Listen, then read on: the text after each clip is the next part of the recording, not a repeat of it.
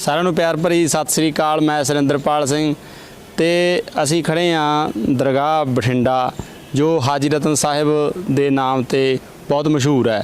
ਇੱਥੇ ਕਾफ़ी ਤਰ੍ਹਾਂ ਦੇ ਜਿਹੜੇ ਵਿਵਾਦ ਵੀ ਜੁੜੇ, ਅਕਸਰ ਇੱਥੇ ਜਿਹੜੀਆਂ ਕਮੇਟੀਆਂ ਨੂੰ ਲੈ ਕੇ ਜਾਂ ਲੋਕਾਂ ਦੇ ਵਿੱਚ ਗੱਲਬਾਤ ਚੱਲਦੀ ਰਹਿੰਦੀ ਹੈ। ਤੇ ਅੱਜ ਕਾफ़ी ਵੱਡੀ ਪਰਸਨੈਲਿਟੀ ਸਾਡੇ ਵਿਚਕਾਰ ਆਏ ਨੇ ਸੈयद ਸਾਹਿਬ। ਇਹਨਾਂ ਨਾਲ ਅਸੀਂ ਗੱਲਬਾਤ ਕਰਾਂਗੇ, ਹਿੰਦੀ 'ਚ ਗੱਲਬਾਤ ਕਰਾਂਗੇ ਕਿਉਂਕਿ ਸਾਨੂੰ ਹਿੰਦੀ ਦਾ ਥੋੜ੍ਹੀ ਸਮੱਸਿਆ ਵੀ ਹੋ ਸਕਦੀ ਹੈ। ਤੁਸੀਂ ਚਲੋ ਇਹਦੀ ਮਾफ़ੀ ਦੇ ਦਿਓ ਤੇ ਇਹਨਾਂ ਤੋਂ ਸਮਝਾਂਗੇ ਵੀ ਜਿਹੜੀ ਇਹ ਪਵਿੱਤਰ ਦਰਗਾਹ ਹੈਗੀ ਹੈ ਇੱਥੇ ਕਿਸ ਤਰ੍ਹਾਂ ਇਹਨੂੰ ਚੰਗਾ ਕੀਤਾ ਜਾ ਸਕਦਾ ਹੈ, ਜਿਹੜੀਆਂ ਸਮੱਸਿਆਵਾਂ ਹੈਗੀਆਂ ਉਹਨੂੰ ਕਿਵੇਂ दूर किया जा सकता है। आपका स्वागत करते हैं जी। सत श्री अकाल जी। आपका भी स्वागत है जी। बोलिए। सैयद साहब पहले अपने बारे बताएं, हमारे जो जुड़े हुए लोग। मैं जो इस्लाम को मानने वाले लोग मोहम्मद साहब के फॉलोअर हैं, नबी के फॉलोअर हैं, ठीक है, उनकी वंशावली में से हूँ, ठीक है, उनकी फैमिली से हूँ। हसन हुसैन जो उनकी फैमिली से थे, मैं उसमें से हसनी हूँ। और जो धर्म का कार्य करा जाता है खलीफा के तौर पर, कई सारी ब्रांचें हैं जो हिंदुस्तान में कई जगह दूसरे मुल्कों में काम कर रही हैं। मिसाल के तौर पे चिश्तिया हैं, सोहरवर्दियाँ हैं, रज़वियाँ हैं, कादरियाँ हैं, इस तरह से नामों से कई सारी ब्रांचेज़ हैं। मैं उनमें से कई सारी ब्रांचों से रिकॉग्नाइज्ड खलीफा भी हूँ, ठीक है।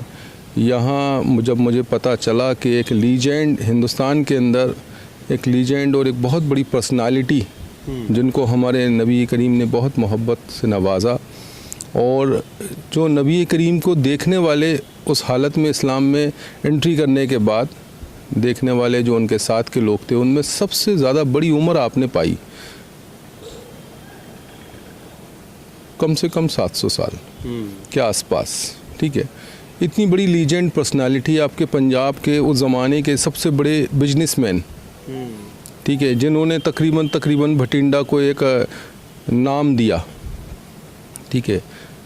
आज यहाँ देखकर बड़ा दुख हुआ कि उनका नाम यहाँ लोग जानते नहीं हैं, बल्कि अगर ऑटो में मैं बैठता हूँ या किसी टैक्सी को हायर करता हूँ, आम लोगों से जब मैंने बात करी यहाँ उतरने के बाद, तो पता चला कि हाजी रतन के नाम से गुरुद्वारा तो लोगों को मालूम है, लेकिन एग्जैक्टली उनकी जो दरगाह है वो कई लोगों को वो भी नहीं मालूम, ठीक है।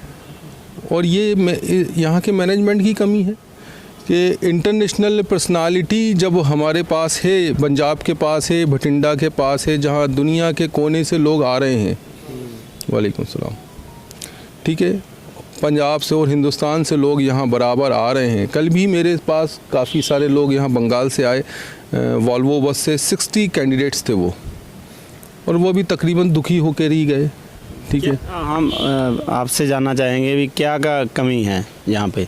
देखिए, इतनी बड़ी पर्सनालिटी का इंफ्रास्ट्रक्चर दिखता है क्या आपको? आप अपने कैमरे से दिखाएं, क्या ये इंफ्रास्ट्रक्चर इंटरनेशनल लेवल का है? ये स्ट्रक्चर क्या इंटरनेशनल लेवल का दिख रहा है आपको?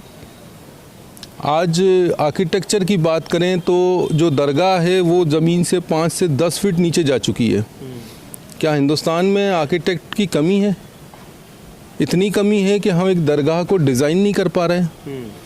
आज मैं अगर 20 लोगों के साथ उस दरगाह के अंदर अरदास करता हूँ, दुआ करता हूँ, तो कंजस्टेड हो जाता है, ह्यूमिलेट हो जाता है वहाँ का एटमॉस्फेयर, ठीक है।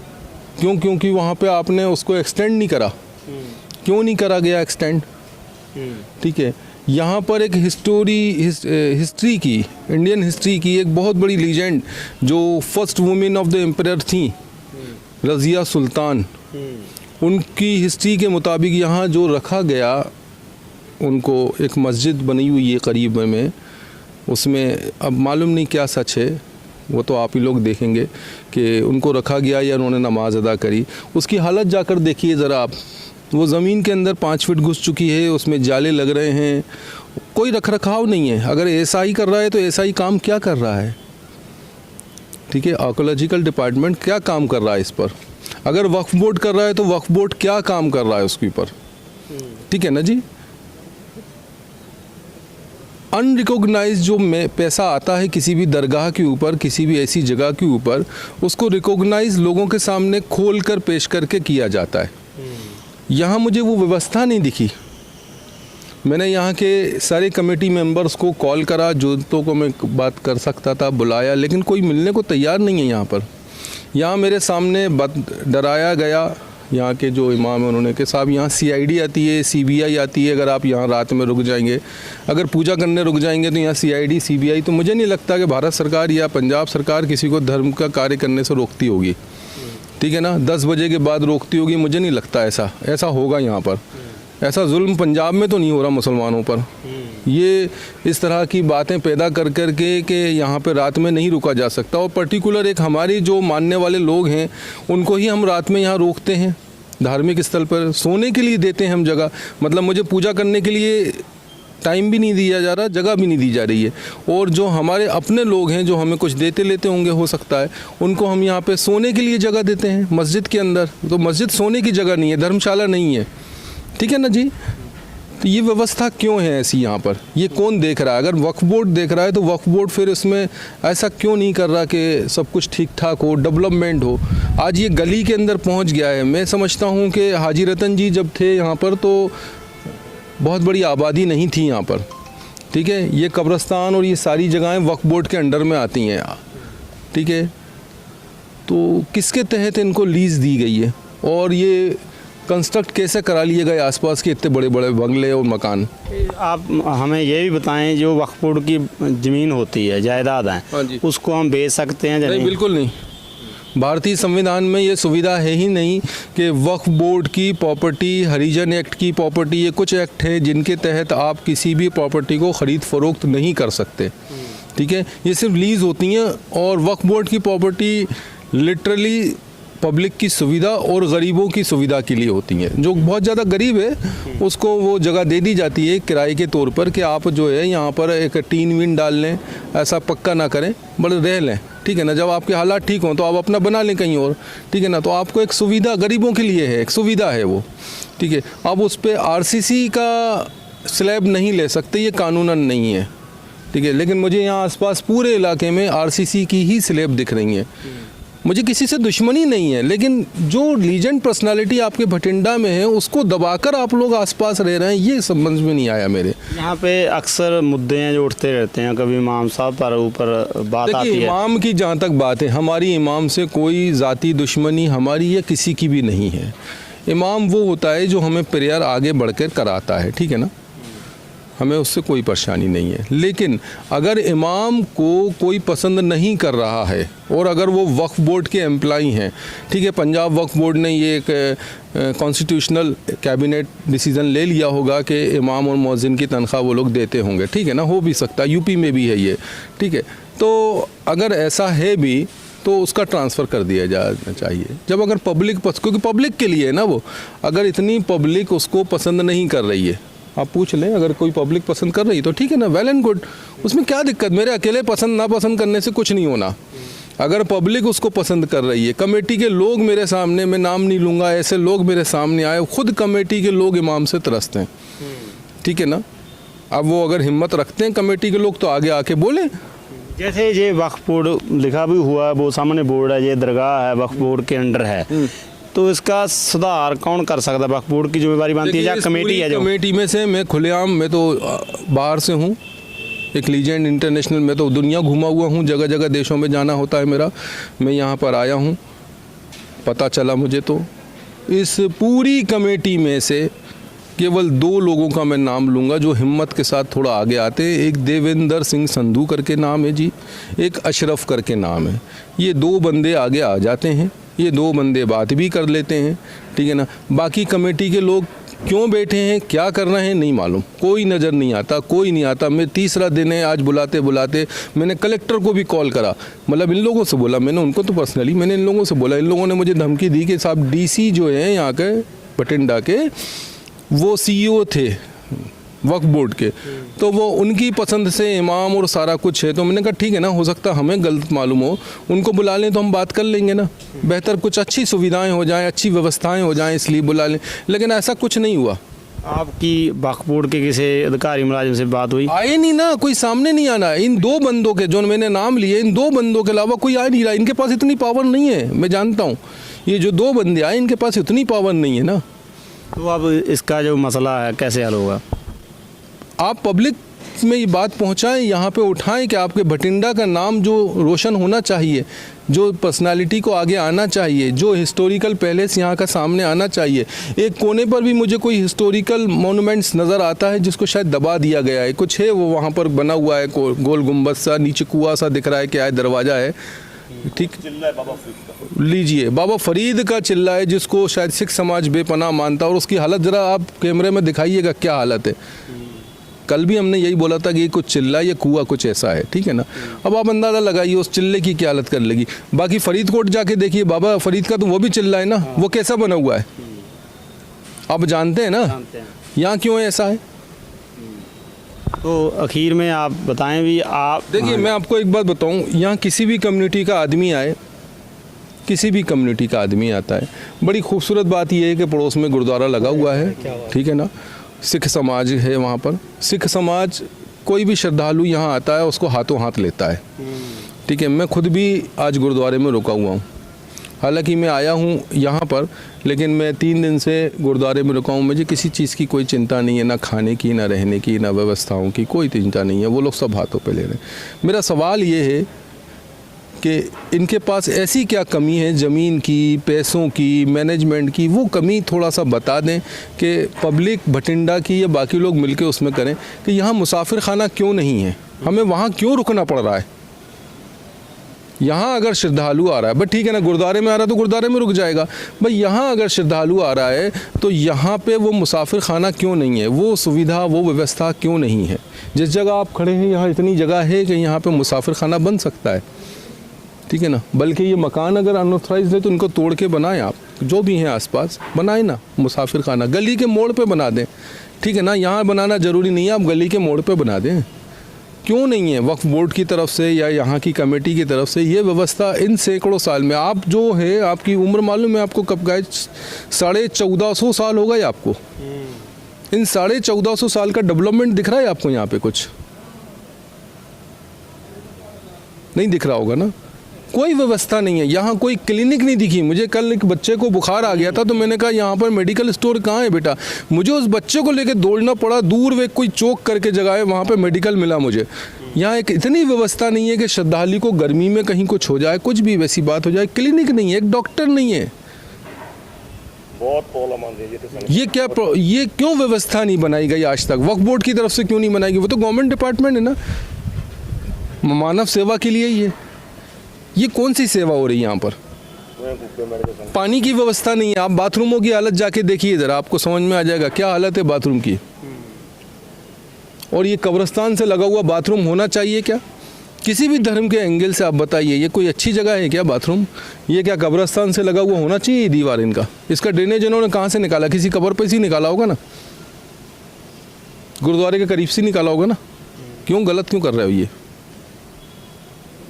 ये नहीं होना चाहिए। एक इमाम को पसंद नहीं कर रहे हैं लेकिन ज़बरदस्ती है जी कि हम ही पढ़ाएंगे, हम ही करेंगे। अरे ठीक है ना, जब पब्लिक पसंद नहीं कर रही, पब्लिक के लिए उसको हटा के दूसरा रखो। आपकी तरफ से इसके सुधार के लिए कुछ क्या फिर आप आगे करेंगे इसके बारे में? मैं सबके साथ में हूँ। आप लोग लोकलाइट्स हैं, यहाँ के जो भी लोग हैं, या अशरफुद्दीन और देवेंद्र संधू जैसे जो लोग हैं उनका साथ दें और आगे बात बढ़ाएं अपनी। डीसी को बुलाएं। डीसी शहर के लोगों की सेवा के लिए पोस्टेड है, ठीक है ना। वो मुझे नहीं लगता हिटलर होंगे, वो हिटलर होंगे या ख़राब होंगे। मैं अपनी तरफ से उनके लिए कोई मत नहीं बना सकता ऐसा। तो बेहतर होगा उनको बुलाएं, उनको बिठाएं, उनसे बात रखें, ठीक है। अनरिकॉग्नाइज जो भी आ रहा है, अगर कम है तो श्रद्धालु इतना आता है कि वो देगा। इंटरनेशनल लोग यहाँ पे मुझे मिले, कल आंध्रा के लोग भी मुझे यहाँ मिले, ठीक है ना। तो यहाँ से लोग दुखी होकर ना जाएं, ठीक है ना। जूते लेकर हम यहाँ तक आ रहे हैं, वहाँ जा रहे हैं। मैं कल देख रहा हूँ लोगों को, तो क्योंकि व्यवस्था नहीं है ऐसी कोई, ठीक है ना। वहाँ अंदर आप कभी अभी कैमरे में दिखाइएगा, अंदर एक लोकल टाइप का पाइप लगा रखा है दरगाह के अंदर, ठीक है ना, जिस पे से आप उसको छू भी नहीं सकते। मतलब चादर पेश करना है आपको अगर श्रद्धा के तौर पे, तो वो भी आसान नहीं है पेश करना वहाँ पर छोटे कद के आदमी के लिए। इस आदमी के लिए आसान नहीं है। यहाँ पे क्या व्यवस्था है, इस्लाम क्या था, जिस इस्लाम को इन्होंने कबूल करा वो इस्लाम क्या था, ये मैसेज पहुँचाने के लिए यहाँ कोई आदमी ही नहीं है। एक आपने इमाम रखा हुआ, वो आलिम नहीं है। एक आलिम क्यों नहीं रखा गया यहाँ पर कि जो इस्लाम का मैसेज आगे तो देखे कि इस्लाम है क्या एग्जैक्टली। भाई बाकी लोग आ रहे हैं, उनको मालूम है कि इस्लाम क्या है। हमें इस्लाम का मैसेज देना है ना। इस्लाम हो या सिख धर्म हो, वो तकरीबन निरंकार को मानने वाले लोग हैं, ठीक है ना। हमने देखा कि दरगाह के ऊपर जो है वो गुड्डे गुड़िए टंगे हुए हैं, हटवाए हमने परसों। मैंने कहा भाई इसी के तो खिलाफ खड़े हुए थे, ये किसी के लिए हम खिलाफ नहीं हो रहे हैं, लेकिन जो जैसा था उसको वैसा रखो ना, ठीक है ना। तो ये सारी बुराइयां हैं। अनरिकॉग्नाइज जो भी आ रहा है उसको पब्लिक के सामने खोलो, जिससे श्रद्धालु अपने आगे से आगे बढ़ के और उसमें अपना भाग ले और चीज़ों को बनाएं। मेरा सिर्फ इतना कहना है कि आपके शहर में, पंजाब में इतना लीजेंड पर्सनालिटी मौजूद है, 1450 साल पुरानी इंटरनेशनल पर्सनालिटी मौजूद है, तो उसके ही लेवल का आप लोग मेहनत कर कर इंफ्रास्ट्रक्चर तैयार करें, आर्किटेक्चर तैयार करें, फैसिलिटीज़ तैयार करें, ठीक है ना। तो आदमी ह्यूमिलिटाइज ना हो यहाँ पर, ठीक है। यहाँ आने वाला खुशी से आए बल्कि बार बार आए, ठीक है। यहाँ ऐसा व्यवस्था नहीं होना चाहिए कि ऑफिस है वो बंद पड़ा हुआ है, वो सामने ऑफिस पड़ा हुआ है, देख लें आप, वो बंद पड़ा हुआ है, ठीक है ना। वक्फ बोर्ड का ऑफिस है वो बहुत बढ़िया, उसमें एसी भी लगा हुआ है, ग्लास भी लगे हुए हैं, लेकिन बाकी दरगाह और मस्जिद की हालत आप देख सकते हैं क्या है, वो आप कैमरे से दिखा लीजिएगा। बहुत धन्यवाद जी, थैंक यू, बहुत शुक्रिया आपका। ਅਸੀਂ अच्छा हाँ, एक मसला और मैं आपको बता दूं, बड़ा अच्छी बात थी बेटा, अच्छा याद दिला दिया तुमने। पूरी दुनिया में मैं जगह जगह रहा और इस्लाम का मैं आपको बता दूं कि इस्लाम में अजान जो होती है नमाज से पहले, उसके वर्ड्स जो होते हैं वो एक ही होते हैं, वो पूरी दुनिया में कहीं चेंज नहीं होते, ठीक है। आप कहीं भी सुन लें, सऊदी चले जाएं, जर्मन चले जाएं, ब्रिटिश चले जाएं, टर्की चले जाएं, मैं जहाँ जहाँ रहा, ईरान, इराक, हिंदुस्तान के किसी भी इलाके में चले जाएं आप, अज़ान के वर्ड हमेशा एक ही होते हैं और उसके लिए बाकायदा प्रोनाउंसिएशन के साथ उसको पुकारा जाता है। ये उसका एक तरीका है, सिस्टम है, ठीक है ना। यहाँ जो अज़ान होती है आप थोड़ा सा देख लीजिएगा, नोट कर लीजिएगा, वो समझ में नहीं आ रही, और जब अज़ान ही सही नहीं है तो नमाज कैसे होगी, ठीक है। एक बात बता रहा हूँ मैं आपको तो। और यहाँ जो मौज़िन अज़ान दे रहे हैं, यहाँ के लोगों ने बताया कि साहब वो वक्फ बोर्ड से रिटायर्ड पर्सनालिटी हैं और 30 साल से उनकी अज़ान किसी को समझ में नहीं आ रही है, लेकिन फिर भी वो दे रहे हैं।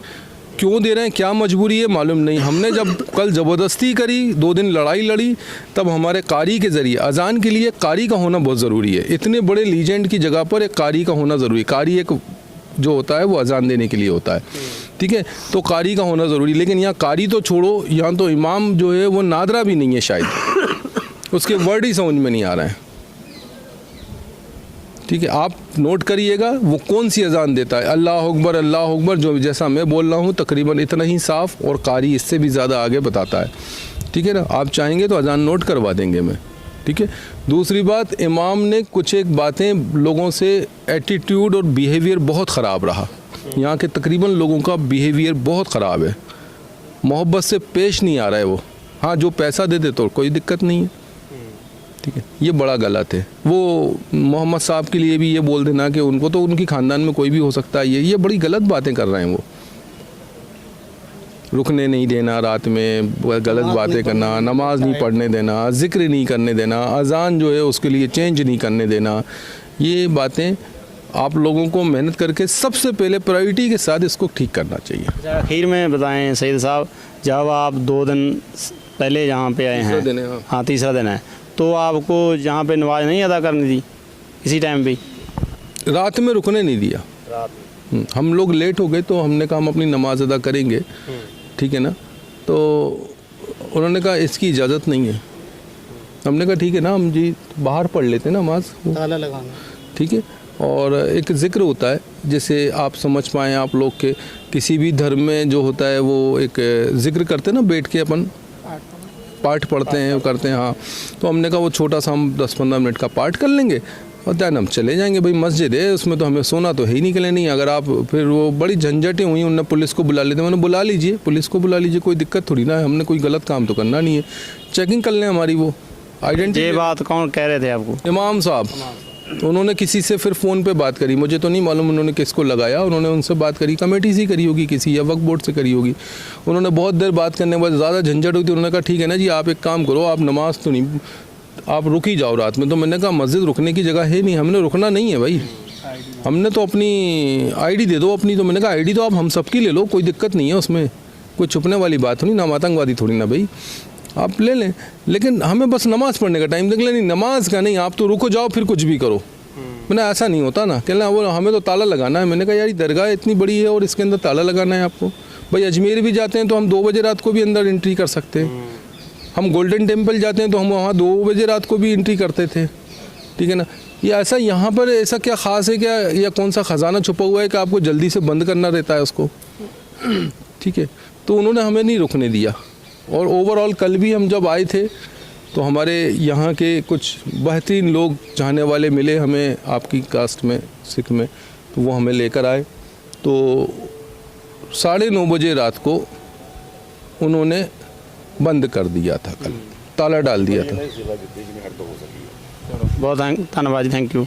बहुत बहुत शुक्रिया आपका कि आप मानव सेवा के नाम पे आगे आके मुझसे बात कर रहे हैं, इनसे बात कर रहे हैं, बहुत बढ़िया। और मैं चाहूँगा कि आप ये जो भी कर रहे हैं इसमें कामयाबी भी मिले और आगे बढ़कर इसको बात को बढ़ाएं, लोगों के बीच में ले जाएं, और बठिंडा के लोग भी इस बात के लिए समझें कि उनके पास कितनी बड़ी पर्सनालिटी है, कितनी बड़ी चीज़ मौजूद है जो हिंदुस्तान में बाकी लोगों के पास नहीं है। और अगर इसको समझना है तो मैं 2 या 3 नाम ले लेता हूँ, आप चाहें तो नेट से सर्च कर लें या जाके देख लें। जिस तरह से ये हैं, इस तरह से हज़रत मालिक बिन दीनार केरला में है, हज़रत तमीम अंसारी भी केरला में है, मद्रास में हज़रत उकाशा हैं, ठीक है। आप देख लें कितना बड़ा ट्रस्ट है मालिक बिन दीनार का, ठीक है। 6 मेडिकल कॉलेज एक ही कैंपस में है, अस्पताल है, होटल्स हैं, सब कुछ है, और किसी से कुछ नहीं लिया जाता वहाँ पर, ठीक है ना। वो भी असहाबी रसूल थे, जैसे ये हैं वैसी वो हैं, बस इनकी उम्र बहुत ज़्यादा थी, ठीक है ना। ये चाहते थे इनको उठनी भी दी गई, जिसका मज़ार है, ठीक है। तो अब वहाँ देख लें आप केरल में क्या करा गया है, मद्रास में क्या करा गया, ईरान में, और आप क्या कर रहे हैं। आपको बहुत कुछ मिला लेकिन आप उसकी नहीं ले पा रहे। थैंक यू, धन्यवाद जी। चलिए ठीक, बहुत शुक्रिया आपका। ਸਾਡੇ ਨਾਲ ਸੈयਦ ਸਾਹਿਬ ਗੱਲਬਾਤ ਕਰ ਰਹੇ ਸਨ ਦਰਗਾਹ ਜੋ ਹਾਜੀ ਰਤਨ ਸਾਹਿਬ ਬਠਿੰਡਾ ਦੇ ਬਾਰੇ ਵੀ ਕੀ ਉਨਤਾਈਆਂ ਹੈਗੀਆਂ, ਕਿਸ ਤਰ੍ਹਾਂ ਹੋਣਾ ਚਾਹੀਦਾ ਹੈ, ਤੇ ਅਸੀਂ ਇਹਨਾਂ ਦਾ ਤਹਿ ਦਿਲੋਂ ਸ਼ੁਕਰਗੁਜ਼ਾਰ ਹੈਗੇ ਆ ਜਿਹੜੇ ਸਮਾਂ ਦਿੱਤਾ ਇਹਨਾਂ ਨੇ ਸਾਨੂੰ। ਸਾਰਿਆਂ ਦਾ ਬਹੁਤ ਧੰਨਵਾਦ, ਬਹੁਤ ਸ਼ੁਕਰੀਆ।